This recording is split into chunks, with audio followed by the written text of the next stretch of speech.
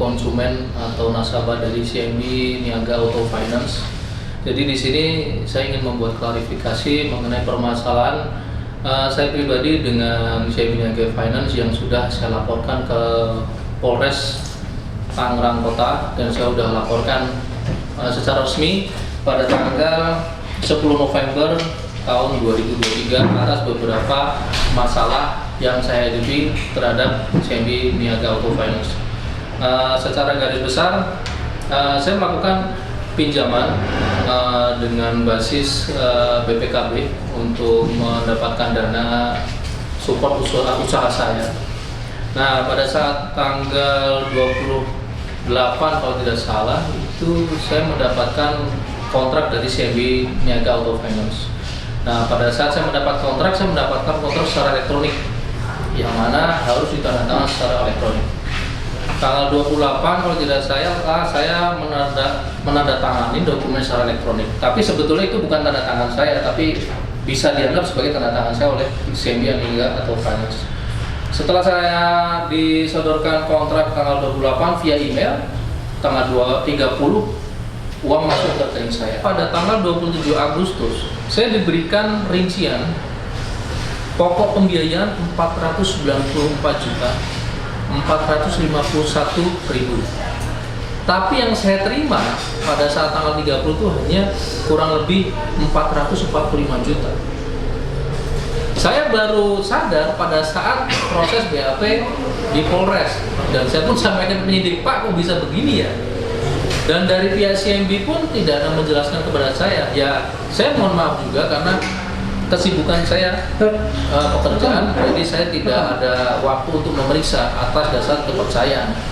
Cuma harusnya kalau ada perbedaan data harusnya disampaikan kepada saya. Jadi banyak hal-hal yang tidak sinkron. Dan pada saat tanggal 31 Oktober pun saya meminta marketing untuk mengirimkan bukti transfer kepada saya. Nah, bukti transfer itu sepengertian saya harusnya uang itu masuk dari CIMB langsung ke saya. Ternyata dari bank CIMB itu mentransfer ke sebuah showroom atau ke sebuah nama showroom, baru dari showroom itu ke saya. Saya juga bingung pada saat itu, juga ya sudahlah, mungkin nanti ada penjelasan lebih lagi. Cuma ini pertanyaan saya, dijelaskan pokok pembiayaan 494.451.000, tapi yang saya terima 445 juta. Saya sudah minta kepada pihak penyidik juga untuk memeriksa atau menanyakan ke pihak CIMB Niaga Auto Finance, kenapa ada perbedaan yang saya sebagai customer tidak disampaikan dan tidak diinformasikan. Dan pihak penyidik pun sempat menanyakan kepada saya, apakah Bapak diberikan penjelasan sebelum atau sesudah proses pembiayaan. Tidak pernah ada penjelasan sama sekali. Saya hanya disodorin dokumen, saya tanda tangan, yang saya rasa saya nggak pernah tanda tangan, hanya secara elektronik. Jadi yang saya kaget itu pada saat saya disodorin dokumen elektronik, saya bingung sama marketing itu, loh mana saya nggak bisa tanda tangan ini, kok tanda tangan saya nggak bisa. Nah, dari marketing bilang, Pak, itu ada nama Agung Dwi, itu digeser aja Pak, digeser ke kolom nama Bapak, udah cukup. Nah, saya geser. Setelah saya geser, ya kan? Setelah saya geser, itu ada tanda langsung tertanda tangan nih. Jadi ini, saya hanya diminta menggeser nama saya. Jadi kemarin namanya posisi di sini, saya disuruh geser ke sini. Pada saat saya melakukan pergeseran ini, sudah langsung ada tanda telah tertanda tangan. Saya kaget, loh, saya nggak tanda tangan kok, geser nama aja udah telah tertanda tangani gitu. Saya cukup kaget pada saat itu. Informasi marketing, ya udah nggak apa-apa, udah selesai. Menurut hemat saya merasa mungkin ada kekurangan dokumen, atau ini nanti di print, disodorin saya untuk ditanda tangan ulang, tapi sampai sekarang tidak pernah. Nah, ini bukan tanda tangan saya secara KTP. Ini yang saya pertanyakan juga kemarin, kenapa ini dianggap sebagai tanda tangan saya? Dan banyak dari surat-surat kuasa ini tidak ada tanda tangan saya. Ini tidak ada tanda tangan saya, bahkan tanggal dan hari pun kosong. Ini ada, kalau tidak salah, ada 14 surat kuasa yang saya lihat, kalau tidak salah 14 surat kuasa ini tidak sesuai dengan Undang-Undang Perlindungan Konsumen pasal 18. Nah, surat kuasa ini yang mereka anggap surat kuasa ini tidak ada tanda tangan saya, tidak ada paraf saya, bahkan tanggal pun harinya tidak ada, kosongan ini. Makanya banyak ini dokumen yang tidak, menurut saya tidak sesuai. Makanya saya berharap untuk dokumen ini bisa diperiksa lebih lanjut oleh tim penyidik dari Polres pada saat saya melakukan laporan. Cicilan pertama dilaksanakan pada tanggal 30 September, cicilan kedua 30 Oktober. Nah, masalah bermula pada saat saya melakukan cicilan kedua. Jatuh tempo setiap tanggal 30. Jadi tanggal 30 Oktober saya harus membayar sejumlah uang kepada CMB Niaga Auto Finance. Karena beberapa pekerjaan dan kesibukan saya lupa. Harusnya temponya tanggal 30 jam 12 malam, tapi saya baru melakukan pembayaran tanggal 31 jam 10.30 pagi. Jadi saya terlambat 10,5 jam. Nah, pada saat itu saya sedang melakukan meeting di kantor dengan mitra-mitra media saya. Istri saya telepon dari rumah, tiba-tiba istri panik dan ketakutan. Ada orang datang ke rumah mengaku CMB Niaga menagih sejumlah uang. Loh, padahal saya sudah melakukan pembayaran. Dan pun kalaupun terlambat, saya hanya terlambat 10 jam. Karena perusahaan saya bekerja sama dengan leasing banyak. Ada 5 leasing berbeda, tidak cuma CMB Niaga Auto Finance, tapi tidak pernah melakukan ini. Apabila terlambat pun pasti mengingatkan, tidak datang ke rumah. Jadi buat saya sangat tidak menyenangkan perbuatan CMB Niaga Auto Finance. Terlambat 10 jam, rumah langsung disamperin, masuk ke halaman rumah saya tanpa izin. Nah, setelah itu, setelah saya datang ke rumah, saya ketemu dengan orang tersebut. Ternyata dia menggunakan ID card palsu. Jadi tertulis di ID card CMB Niaga Auto Finance atas nama M Sartas. Di situ ada barcode. Setelah saya scan barcode, jadi ini orang yang datang ke rumah saya. Ini ID cardnya, ini barcode-nya. Setelah saya scan barcode, ternyata tidak sesuai dengan ID card. Di ID card tertulis scan data saya M Sartas, tapi setelah saya scan barcode namanya Widi Insan Finaldi.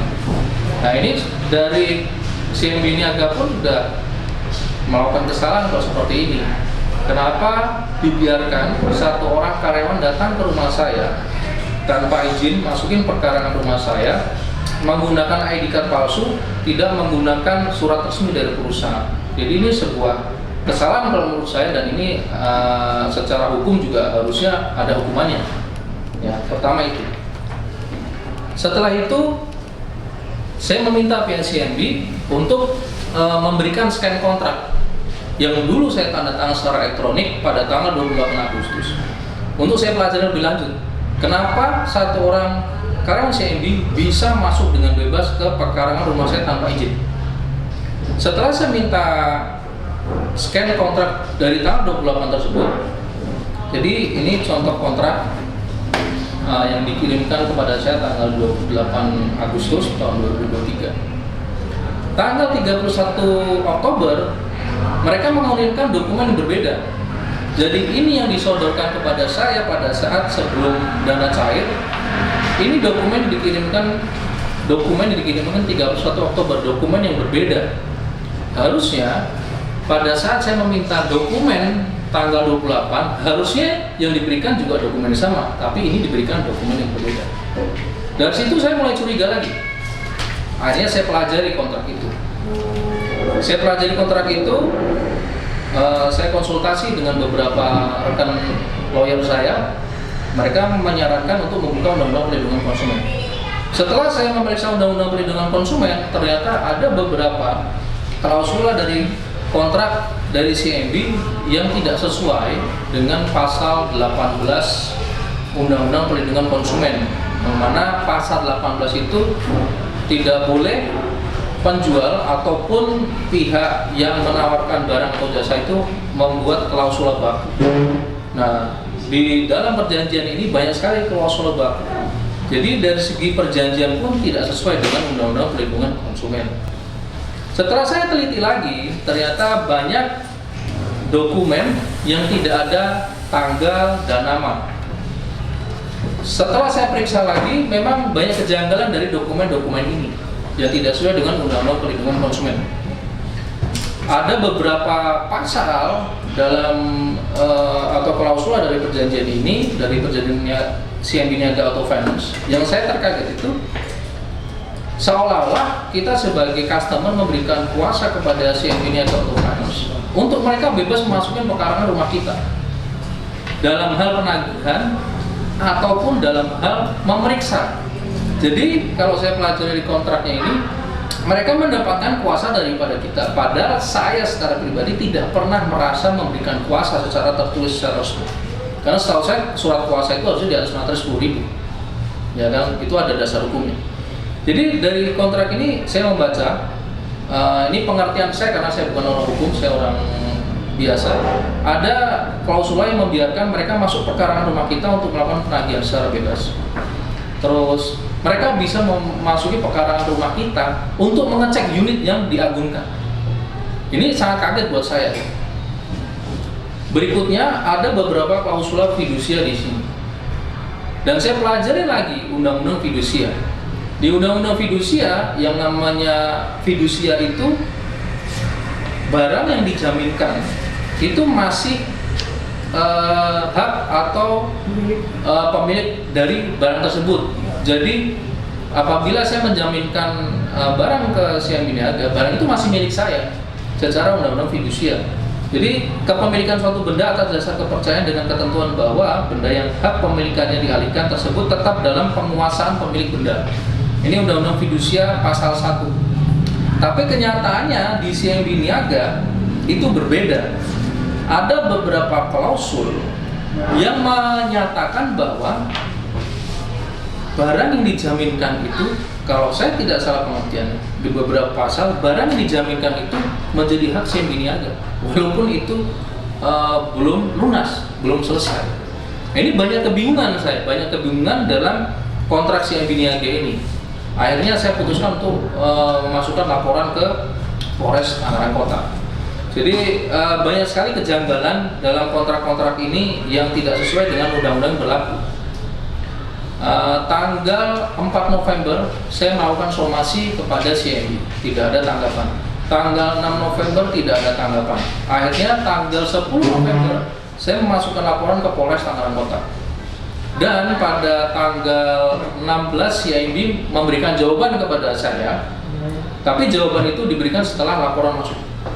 Menurut pribadi saya, banyak sekali kontrak di dalam CMB ini yang harus diperiksa oleh tim-tim ahli supaya bisa lebih benar. Jadi antara konsumen dan pihak CMB Niaga pun bisa menjadi baik hubungannya. Harapan saya ke depannya untuk laporan saya yang sudah saya proses ke Polres Tangerang Kota boleh segera ditindaklanjuti dan bisa segera diselesaikan. Untuk dari saya mungkin sekian. Terima kasih dan selamat malam.